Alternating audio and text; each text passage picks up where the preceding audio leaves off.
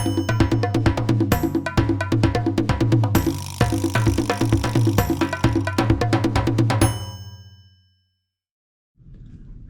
and welcome to another episode of the Gritty Hour. I have a very special guest today, returning guest and returning champion, Feliz Manzi. Welcome back, Feliz. Thank you, sir. How you doing, sir? I'm doing fine. Well, when I booked you for this interview, things have changed dramatically since I first asked you if you wanted to be on the show again. The Democratic Party is in disarray. Yes, they pushed out Joe Biden, pushed in Kamala Harris. And how do we stand? I think they're in a pickle. Yeah. They can't get rid of her. That's because it'll destroy any minority vote. Well, I had heard that a lot of the campaign monies that they had raised couldn't go to her. They'd have to go back to the donors if she wasn't the nominee. Yeah. It's I think it's all financed because I also heard that what was the tipping point for Biden getting out after getting all that pressure was the last results of the fundraising. Money talks and bullshit walks. Yeah. So it seems like money is the reason for most of what's going on, which is unfortunate. So how do you feel about it? I don't know. I don't know a lot about her, but I hear her talk and she just babbles. I mean, she makes no sense. I'm sure the Chinese are happy. I'm sure the Russians are happy. She's a low ball in high grass unless she got through law school. She can't be a dummy. Mm-hmm. But yeah. She comes off at one. Yeah, she does. She's not the greatest articulator, but neither was Joe, our current president. Joe was even in his best of times, he was never that bright. But the man kept getting elected. He had some panache. He had something, right? Yeah, money donors. Yeah. But it's a sad state of affairs in general in this country for the last few years, in my opinion. I've never seen anything like it in all my years, and I'm 114 years old. And you look well for that age. Thank you. Yes, it's my father was in politics. I was tuned into politics. Yeah, tuned into politics. Sorry about that. I was tuned into politics my whole life, and I've never seen anything this bizarre going on. Yeah. Well, the only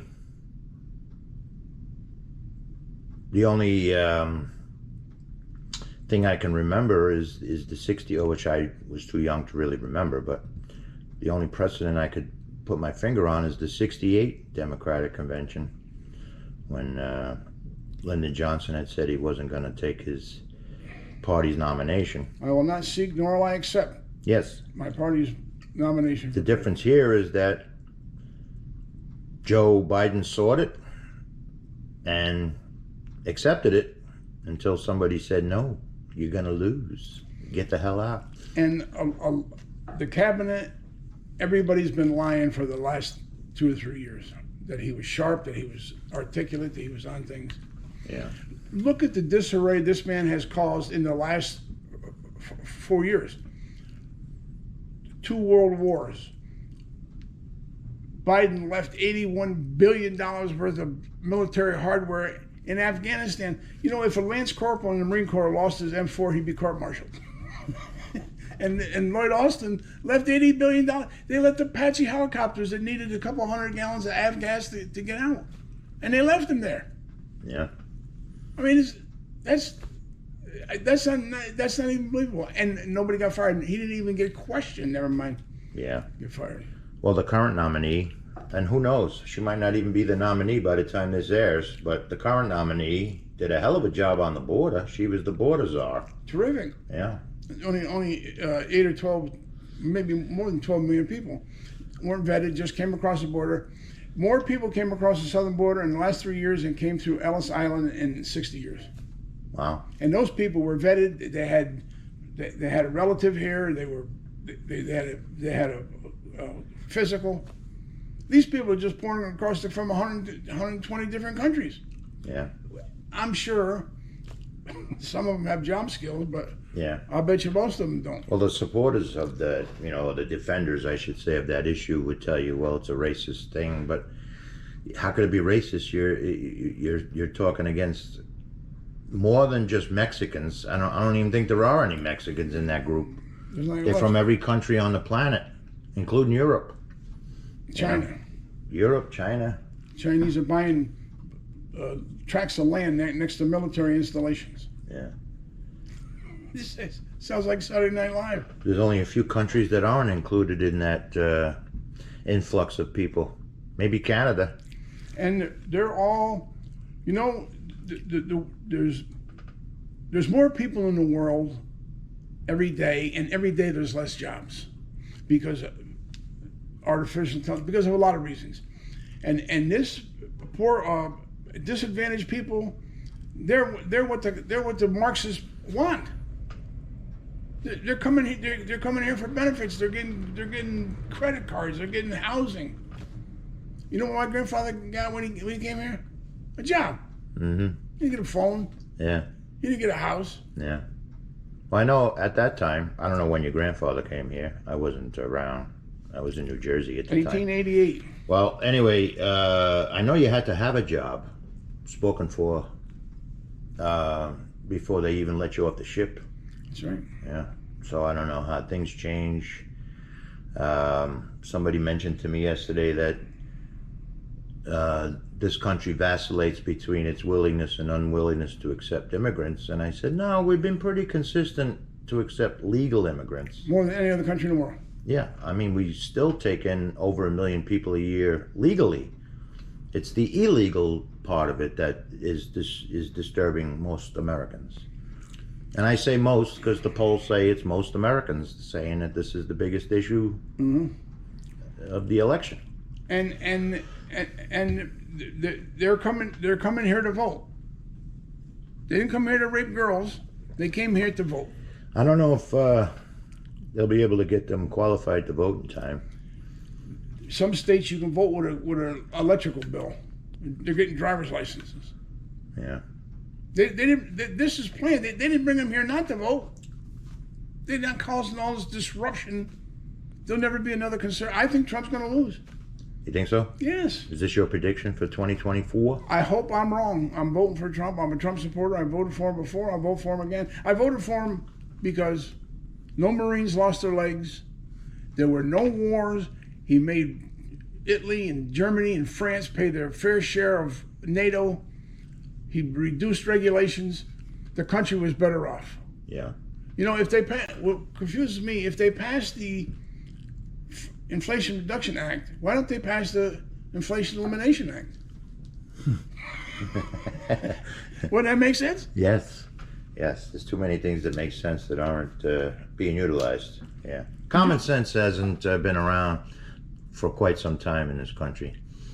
I don't know. So, I'm a patriot to a country that no longer exists. I'm old. I don't have a lot longer. I don't have children. I feel bad for my nieces and nephews, but precedent for the wild and wacky world of politics in this country, And you can go back to. Actually, there's a lot of precedent, almost a carbon copy of what happened to Theodore Roosevelt and Trump. With the Bull Moose Party, they pushed him out of the Republican Party, blah, blah, blah. There's nothing new under the sun, and there's nothing new under the sun that shines on this country. Even though it's a cloudy day today. We see Trump stumbling and falling, walking the wrong way. But what do you suppose he does when he's meeting with Xi? Well, I'm sure they strike fear into the Chinese, but not for the same reasons you would hope. Russia has more nuclear weapons than we do. They do.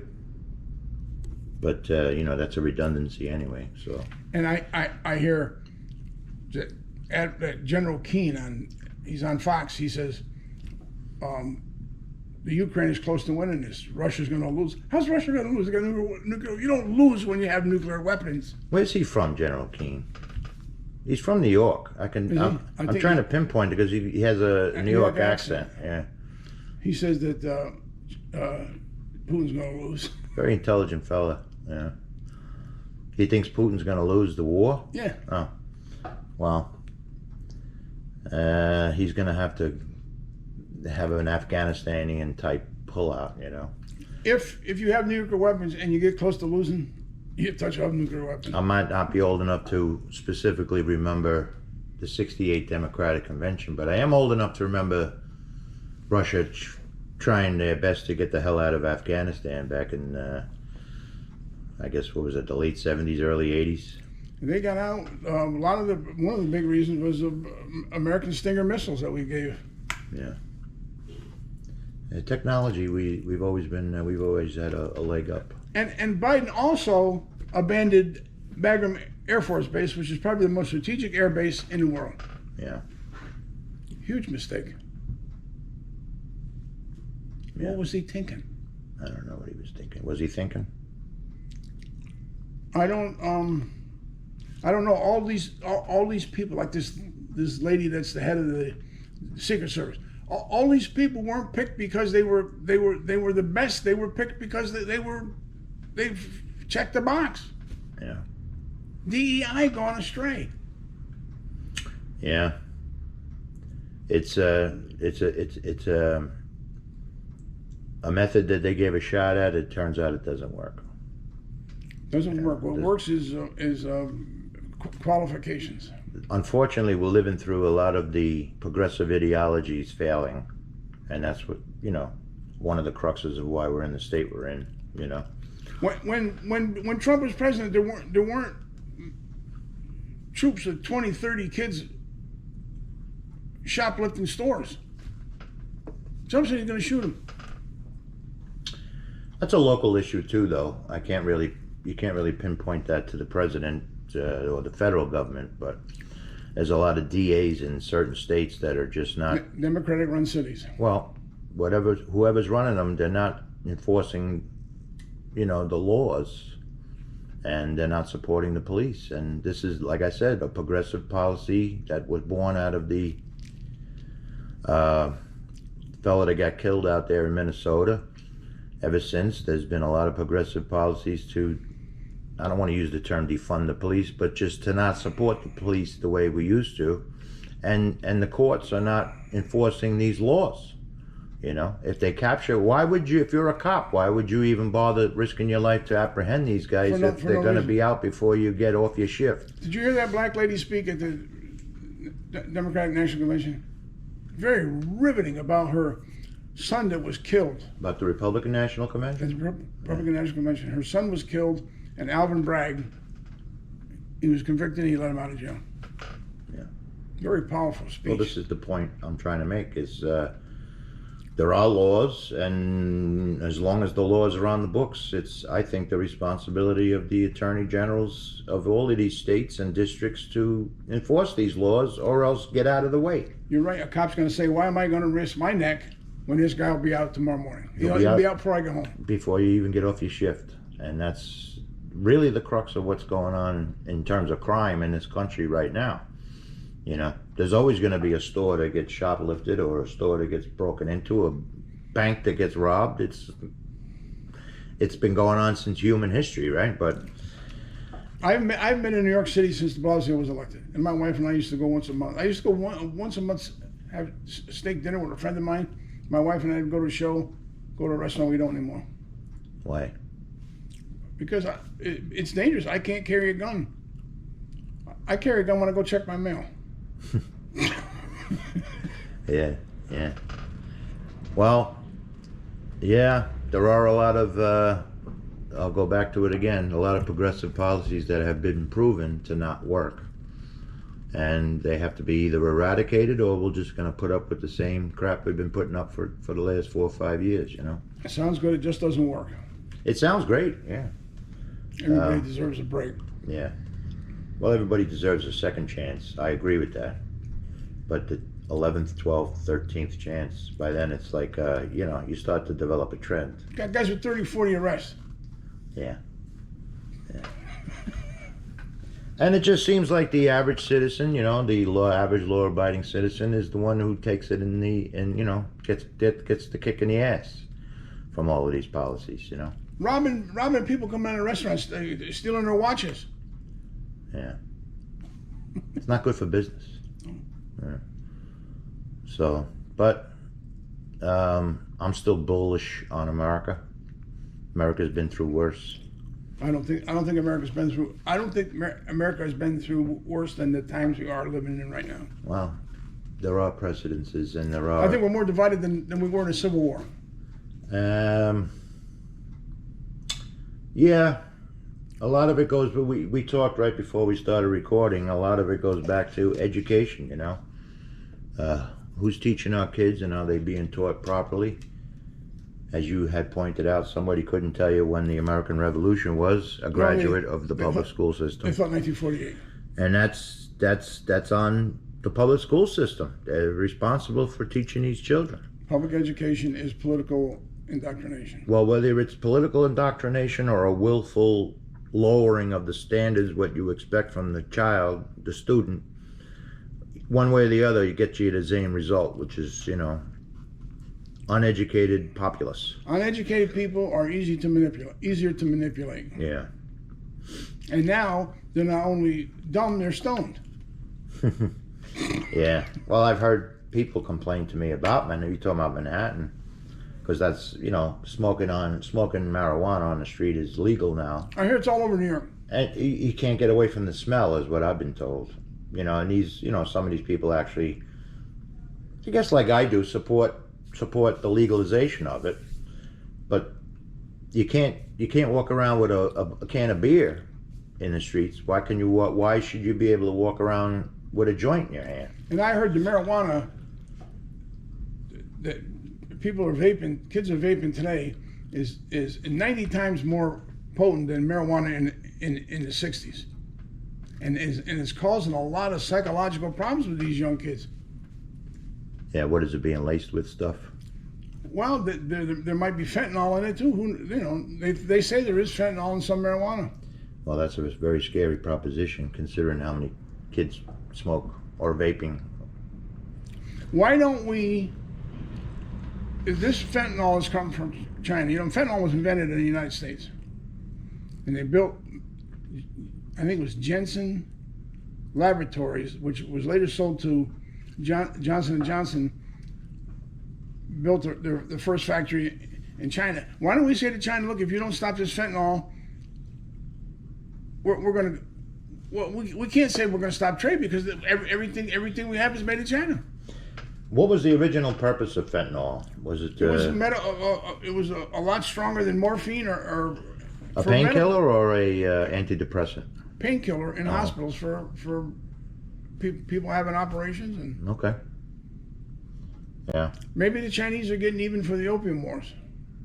Who knows? Where the cabinets and lodges made all their money. I can't put myself in the politicians of this country's head. I'm not going to start trying to put myself in the head of the Chinese politicians.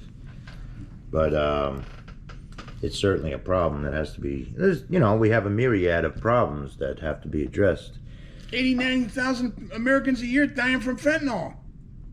Yeah. People laying on the street smoking crank, and they're falling over. They're getting sores on them. And it just continues. Yeah. The president's sons are smoking crack. Yeah. Well, it's certainly a major problem, and I don't know, but you see these people that drive through the streets of Philadelphia or San Francisco, and you see all those people. You feel sorry for them, but who's addressing the issue? I don't. Everybody. I think I told you I was in an opium den, and when I was in the Navy in Hong Kong, everybody was smoking opium. I didn't smoke any. It's your choice to take that first whack. Mm-hmm. Yeah. But having made the bad choice, there has to be some sort of. You can't just discard these people, You can't discard them. I think they should make a moratorium on drugs. Get into a clinic. Get into rehab. After that, we're done with you. Yeah.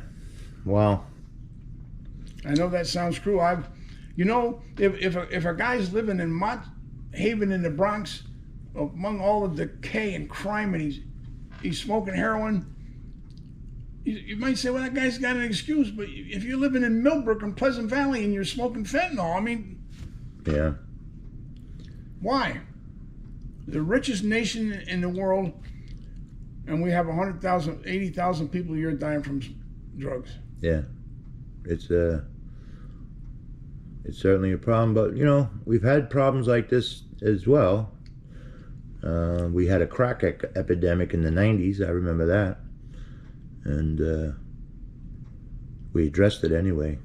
Maybe too harshly, maybe not harsh enough. You know, that's up to your personal opinion. In fact, the current president was a major proponent of the crime bill back then, and there's been a lot of backlash now about that. You know, how many people were locked up for illicit. I never saw anybody smoke crack. I never saw it. Mm-hmm. Yeah.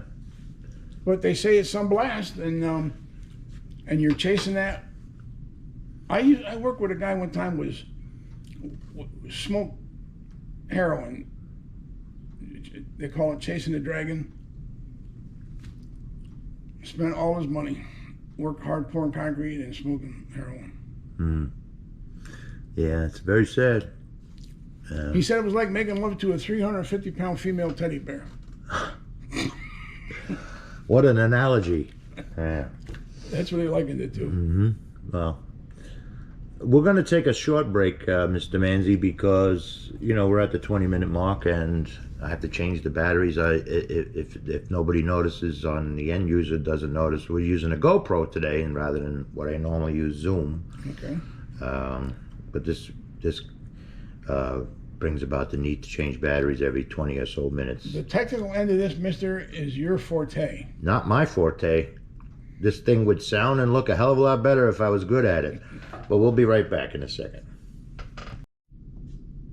All right, we're back and better than ever with Feliz Manzi. You're about to tell me a joke. Hit me with the joke.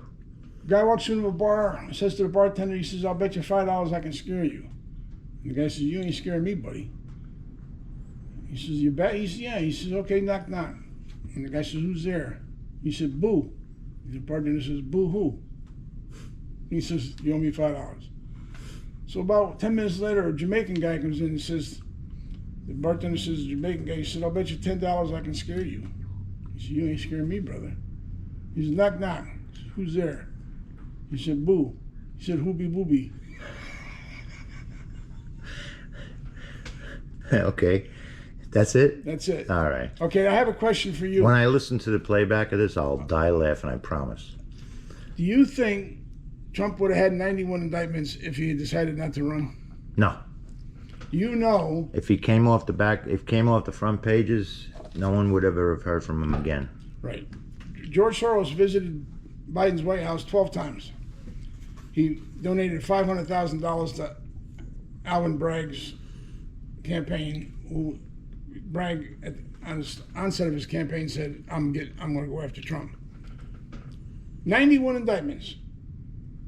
The guy that killed all those people in California, what was his name? He had 10. I can't think of the guy's name. It escapes me. That's all right. Yeah, it seems to be evident or self-evident, these one-sided thumb on the justice scales, you know? And then they had that judicial hocus pocus trial, and he comes out with 39 guilty charges. Yeah, that most attorneys, just layman attorneys, would say this is a crack. I don't believe it. Yeah. Charlie Manson. Charlie Manson had 10 indictments. Trump had 91. Well, that's the thing, you know, and I get a kick out of a lot of Democrats, because as you know, I'm not either a Republican or a Democrat. I always have to put that in there. A lot of Democrats are trying to tell you what Trump's going to do if he wins again. He's going to destroy democracy. He's going to destroy democracy. He's going to have what you mentioned before. He's going to have firing squads, or that's what Chris Matthews said. He's going to have firing squads. Chris Matthews. That girl on MSNBC said he's going to have tribunals. He didn't do that in his first term, did he? He didn't do any of that, no. No. They're just drawing for straws. Now, do you believe Trump when he says there wouldn't have been a war in Ukraine if he was... Yes. Okay. Not long after Putin met with Biden in the White House, and he saw how compromised he was. A month later, he launched an attack, and Yeah. there wouldn't have been this problem in the Mideast. Mm-hmm. Those people respect fear. Well, what about the other issues? You know, obviously that's a major one because we sent a lot of money over there. That could have been paving our roads. But anyway, what about like the alternative currency that several nations have signed up on? Brazil, Yeah. India. Yeah. You think any of that stuff would have happened if Trump was still president? No. No. But Trump spent a lot of money. He put us in debt $8 trillion. Mm-hmm. But austerity doesn't buy votes. Well, $8 trillion post or pre-COVID? Post. I mean, they were throwing money around during COVID, you know, but I think that should be taken off the table. The way I was always saying, Biden saying he created 13 million jobs should be, although he said 13,000, that should be taken off the table because those were just people coming back to work after the COVID shutdown. Anything he says is horseshit. Yeah, but I know interest rates. You have to put a little nod towards the money we did spend during the pandemic as one of the causes of interest rates. But I'll go on the record right now saying, historically, raising interest rates, I meant to say inflation rate, raising interest rates has never, ever reduced the inflation rate. Right. There's only one thing causes inflation. Not big unions, not big, it's printing money. Well, that's my point. The value of money. Yeah, and the raising of the interest rates are not going to curtail the inflation rate. The only thing that can stop inflation rate is growth. The principle behind it is, well, if it costs more money to borrow money, if it costs more to borrow money, people will spend less, and that'll drive down inflation. But it has historically never, ever proven itself to work. You can go back to the Jimmy Carter administration and prove that does not work. Right. You know? That's increasing at $1 trillion every 90 days. Yeah. And I always tell people that. You know how much $1 trillion is? 1 trillion seconds is 27,000 years. Yeah. Because what's really driving the inflation rate is the cost of energy and the cost of consumable goods, you know, food. And even if you have to go into debt, even if you have to use your credit card, you're still going to have to put food on your family's table. You're still going to have to get to work. You know, you're still going to have to use all of these resources, regardless of how much higher it goes in price. You know? I see elderly people in grocery stores charging food. I never put food on a credit card in my life. Well, that's my point. So the raising of the inflation, it may have dampered down the real estate market, I would say. But in terms of what's really driving inflation is the cost of energy, the price of gas, and the cost of food, really. Because every time the price of gas goes up 10 cents, how do you think the food gets to your grocery store? It goes by truck. Exactly right. So these people are not going to eat that money. They're going to raise it. They're going to raise their pound of cheese by 10 cents. They have to. You know. So the Fed can raise the interest rates to 20%, and it won't bring inflation down. You know, that's my point. The economy is a hard thing to understand. Yeah, it's not really. Most of the economy, in my personal view, and I definitely could be wrong, is what people think. You know, the impression people have about the economy, and to be as deregulated as possible, and to set up a scenario where businesses will invest, either in infrastructure or in hiring somebody. This is what causes an economy to grow. They spent $9 billion on 10 charging stations. Oh, yeah. Well, I think they're trying to put pedal to the metal, no pun intended, on switching over to electric, which is probably a worthwhile goal, but it's a worthwhile goal if the energy, if you know, a battery in an electric car is like a gas tank. It doesn't produce energy; it stores energy. Yeah. The energy is made by burning fossil fuel. Well, that's the thing. If we had nuclear energy, you know how many people have died in American nuclear industry business? How many people died? None. Yeah. If you had nuclear energy, electric cars would make sense. Right. But if you're burning fossil fuel in the Midwest to create electricity, what's the difference in putting it in your car? Yeah. Well, that's the thing. A lot of people think they're doing something for the environment to, well, get off the gas and buy themselves an electric car. But when they put that thing in their car to charge their car, they're not realizing where the energy is coming from. Exactly right. You have to burn coal. You have to burn oil. It's not all coming from, the air. It's not coming Electricity gets produced somehow, and it gets stored in these things that charge up your car. You're not doing the environment any favors. None. And they say those windmills. You ever see those windmills? You ever been out west? Those things are huge. What are they going to do with them when they're done with them? They say they will never produce enough more energy than it took to build them. Yeah. And we're just not there technologically wise, right. And technology wise, and you can look at the mandates that California's putting on their automobiles now. It's got to be all electric by a certain year, and you can't let the government pick and choose winners. It's got to be done by the market, and having maybe in 75 years electric cars will make sense if we have nuclear energy. Yeah. Well, the government can tilt the scales one way or the other. In 100 years, everybody will have a nuclear energy in their house. The unit will be this big; it'll be producing energy. I think. I'll let you know. Okay. In 100 years, I'll let you know. I'll have you back on, and we'll talk about it. It's possible, yeah. But it's not. It's not feasible. It doesn't make sense now. Doesn't make sense now. We're sitting on 500 years worth of energy under our feet that the current powers that be do not want to tap into. I know a guy that worked in a refinery. He's a friend of mine down in Florida, and he says that oil is still being made. We have 100 years of natural gas in America. Yeah. Yeah. But China wants to become the Saudi Arabia of electric cars. Yeah.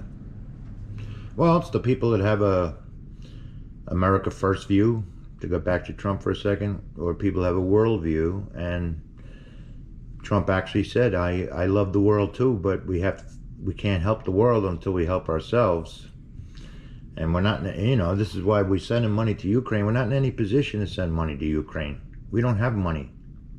Exactly right. And yeah. He jailed opposition leaders. Zelensky, yeah. So he's not a democracy. No. But a case can be made that we ostracize the legitimately elected president in favor of Zelensky. Yeah. Are we going to ruin our economy? If you look at a map, the Ukraine looks like it belongs to Russia. Are we going to ruin our economy to save that corrupt regime? Yeah. We can get into a long discussion about the causes behind this current conflict over there, But I have a distinct memory of the Berlin Wall coming down. And I remember even at the time thinking, well, we don't need NATO anymore. I don't think we need NATO now. I don't think so. What has NATO done? Ask anybody, what has NATO done in the last 50 years? What did they accomplish? They stopped any wars? No. No. What have they done? It's a useless organization that was needed in 1945, but it's not needed today. Same with the UN. During the Cold War, you had the, what is it, the Article 5, an attack on one is an attack on all type thing. And I guess it was implemented on 9/11 here, but I didn't see any troops coming in. But no, I don't think they've done anything in the last 35 years. But the real point I wanted to make was, we've been inching closer to the Russian border ever since. Yeah, all Putin wanted that the Ukraine wouldn't join the UN. I mean, NATO wouldn't join NATO. Right.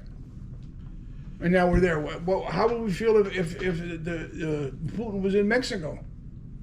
Yeah, that's the point. We almost came to a war with the Soviet Union because the Soviet Union was putting missiles in Cuba. That's right. It's the same principle in reverse, in my view. And not only should NATO have been disbanded then, I'll go on the record as believing, it's been encroaching further east in Europe ever since. Get rid of the UN, take the entire UN building and make it a place for homeless people. Well, the UN, I also remember the UN having a consortium of troops peacekeeping troops that serve no purpose, but they work. They don't do that anymore. You don't even hardly hear about the United Nations anymore. Where were they? What have they publicly been about since Russia invaded Ukraine? Waste of money. It's just a waste of money, yeah. And we're a host. Was it us in Sweden or us in Switzerland or something? But anyway, I want to get back to our current situation, politics. Okay. In this country. How do you feel about RFK Jr.? He's an ex-junkie. He's a Democrat. Well, what's more important in that statement, a junkie or ex? Well, they say there's no ex-junkies. Okay. He's a liberal. He's a Democrat. He's a Kennedy. Other than that, I like him. I can't vote for a Democrat. I can't vote for a liberal. I can't vote for a Kennedy. Yeah. Kennedy, JFK said he was going to bring our advisors back from Vietnam. And I think the CIA whacked him. 10 months later, the Gulf of Tonkin incident on August 8th, the USS Maddox and Turner Joy were fired upon by a rifle. Under Lyndon Johnson. Yeah. They got rid of Kennedy because he was going to get out of Vietnam. And the purpose of the CIA is to start wars. That's their purpose. Yeah. Well, I don't know. I like RFK's policies for the most part. There's some things I don't like. He is an environmentalist, always has been. I would vote for him before I'd vote for Kamala Harris. Yeah. Well, you had mentioned what would happen if the Democrats chose RFK. You don't see that happening, though, right? No. No. He has his own thing going on. He's an independent. What was it? Sunday. Like I said, today is the 23rd of July. Sunday, when Biden officially resigned, the first thing I heard on the news was Joe Manchin asking what would it take to get his name in the arena, and he had jumped out of the Democratic Party. He said he's going back in. If they can allow him to run. I think they should choose Professor backwards. We can both agree that politics is a nasty, ugly sport.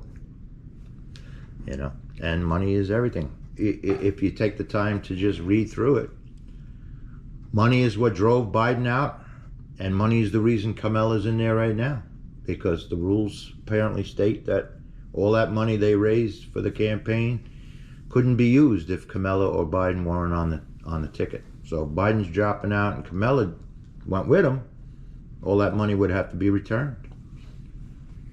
So money is the driving factor, in my view. How about if they choose Has the Obamas endorsed? No. They have not yet. I know Bill and Hillary have. So maybe they'll choose Hillary. Possible.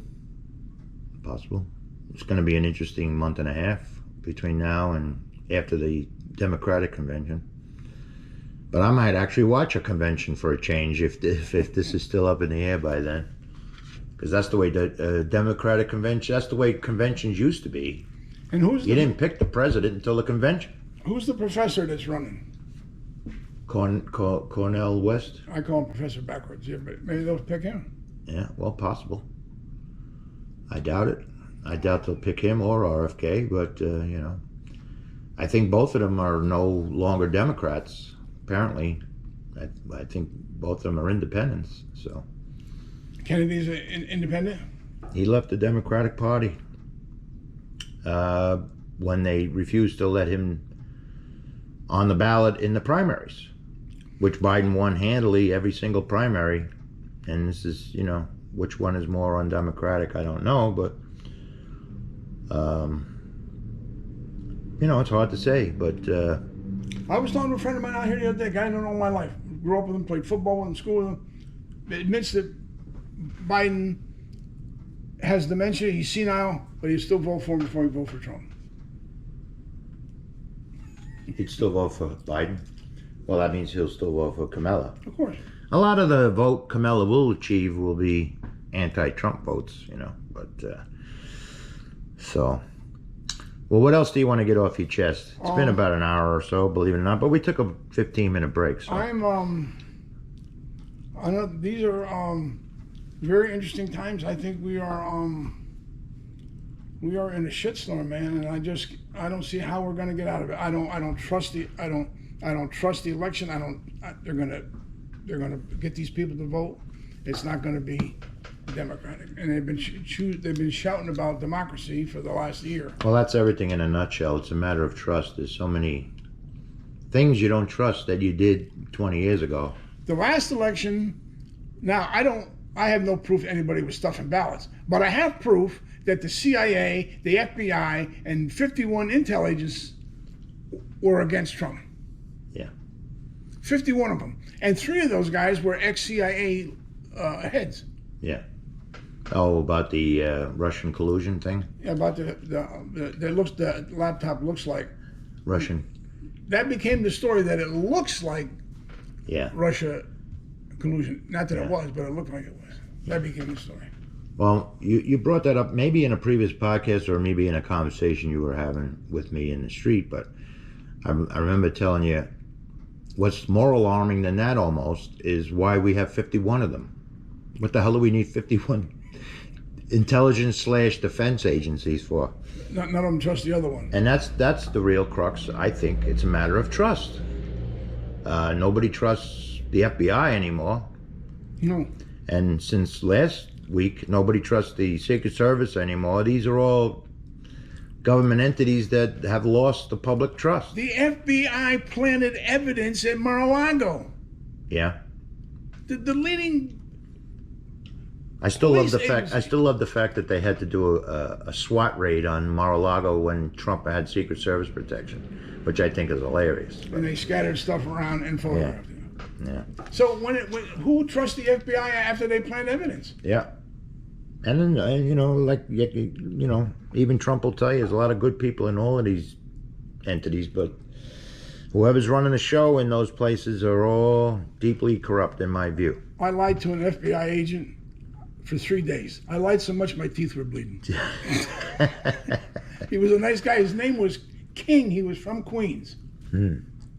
And for 3 days, and I went back, wrote down everything I said. Well, can you trust a king from Queens? Let's face it. He was a nice fellow, actually, but it was quite an experience. I was scared. Jesus Christ. Well, I certainly appreciate you having you on. I'd like to have you back again after the Democratic National Convention. I'm going to be glued to this set for that. Yeah, I'm sure you'll be well armed with things to say by then. But I appreciate you coming in. What time is it? 4:30 in the morning? 4:30, yeah. Yeah. 20 after. I appreciate you coming in early, Philly. It's always a pleasure to see you, mate. And you're a good man, and I wish you the best. And we'll see you down the road, a couple of weeks down the road. We'll get more input.